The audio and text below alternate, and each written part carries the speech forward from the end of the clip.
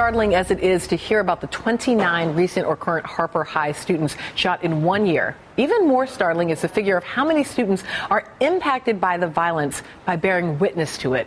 While we can't give you an exact number for how many students have personally seen a shooting or its aftermath, based on the reporting done in This American Life, it seems fair to say that figure would be nearly all of them. And it's impossible to understand structural violence in and around Harper without considering the effects of seeing the violence. One of the reporters for This American Life, Alex Kolowitz, wrote the recent New York Times piece on the issue, saying the ugliness and inexplicability of violence in our cities comes to define you and everyone around you. Just one act of violence, the ground shifts beneath you, your knees buckle, and all you can do is try the best you can to maintain your balance, but it's hard.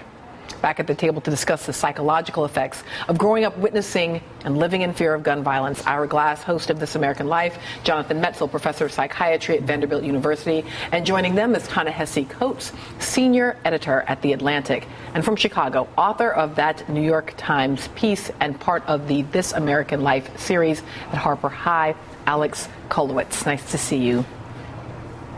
Thanks for having me. So, Alex, let me start with you on this. The Devontae story and the story of this young man who accidentally shoots his younger brother and then is living with the aftermath. What does this tell us about sort of the psychological impact and his ability to go on as a student? Right. So, when I was at Harper, I kind of planted myself in the social work office, which was this incredible refuge for the kids, where they would just come in a place where they felt safe and nurtured, as they did in the rest of the school. But there was something really special about that office back there. And Devontae would come in pretty regularly. He had a really close relationship with one of the social workers, Crystal Smith. And, it was clear that Devontae was hurting. I mean, he felt a lot of guilt. He talked about how he would take NyQuil to try to get him to sleep, that before he went to sleep, he'd look at photographs of his brother, who he was very close to. And at one point, towards the end of my stay there, I sat down with Devontae, and Devontae, in a very, I think, a very honest way, just talked about how much he didn't like himself, that he felt that everybody looked at him differently. And you realize that this moment had come to shape who he was. And I think what Crystal was trying to do was to let Devontae know that there was also somebody else there, that it didn't have to shape who he became. And I mean, as you point out, it's one example of many. I mean, most of those kids in that high school have witnessed an act of violence, and it has a profound impact on them. Now, Ira, I want to ask you about the fact that Alex was sort of posted up in the counseling office, but the existence of that office and of the staff and of the ability to sit and get to know Devontae in a long term over time is because of the resources that were made available to Harper initially, right? And that now may be evaporating. Yes, exactly. Harper was designated a turnaround school in Chicago, and basically what the people running the schools did was something very sensible. They said, okay, let's try to take money off the table, and let's put as much money in as we can to have enough people tending to these kids. And that was one of these programs which lasted for a few years, and at the end of this year runs out. They lose $1.6 million out of about an $8 million budget. And so they're going to lose 11 positions, including that social work office had, it sounds so small when you hear the number. It's 1.5 counselors. When you think of the number of counselors who go into a place like Sandy Hook or Columbine to counsel people through seeing the effects of violence, but they had this 1.5 counselors, on top of a lot of other adults around the school who are attending after the kids, and they're going to lose 11 positions, including they're going to go down to just having 3/4 time counselor at the end of this year. And so actually this point that I was just making, Jonathan, I want to come to, and that's that idea of Sandy Hook, right? And of these moments when we have these extraordinary acts of violence and we deploy all these resources into the schools because we recognize, okay, if you were part of the Sandy Hook community, you're going to be experiencing a kind of post-traumatic stress.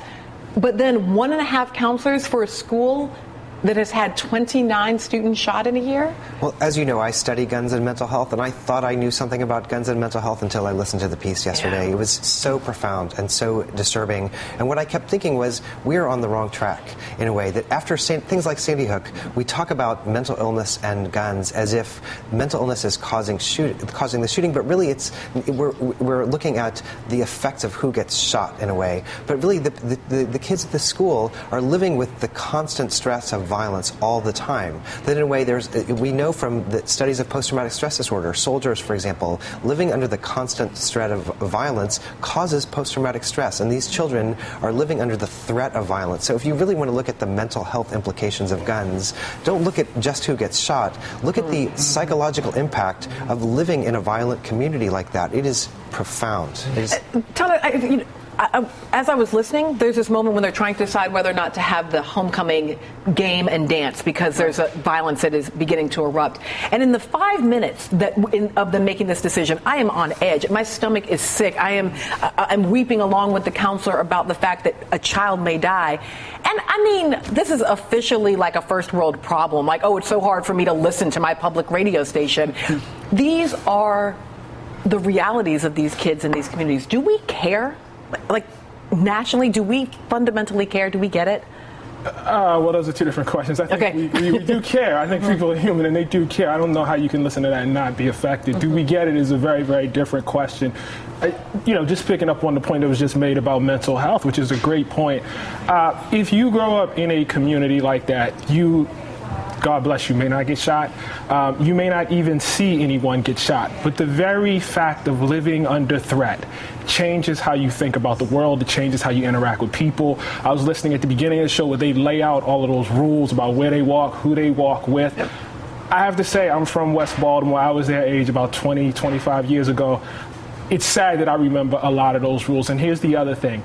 Every bit of mental energy you spend trying to secure your safety is mental energy taken away from doing well in school. Right. I mean, the point is school, right? That's the whole point for why you're going there. But you're spending, and I'm speaking from experience here, 1/3 to 1/2 of your brain to secure your safety. How well are you going to do in school at that? This is such a great point. Alex, I want to go to you on exactly that, because not only the portion of your brain that you're spending, but the portion of the school day. I mean, it's one of the things when you listen to these hours of all of the months of reporting is you get very little sort of math class, English class as part of this because they're keeping kids alive. Right. In fact, I remember there was one point, it's not in the piece, but Ms. Sanders that talked about how much she missed the days when she was the curriculum director, because then she could really focus her energy on what was really important about school, which is about education. And now she had to deal with all the stuff that these kids were bringing into the school building from the neighborhood. And I think the other thing that's, I think, important to point out, and what you alluded to, is it's not only the kids who are stressed, but it's also the adults. I mean, you point to that moment before when they're trying to decide to have the homecoming, and Anita Stewart, one of the counselors, who is asked to come to the homecoming, and she bursts into tears and says, I just can't go. I can't go. She's worried about her own safety.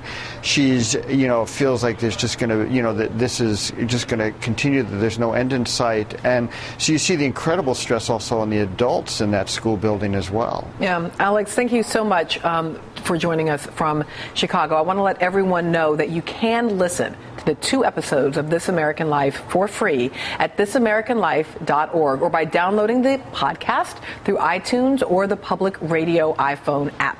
Up next, could the solution be as simple as a good meal? Well, no, it's not the solution, but it is part of the story when we come back.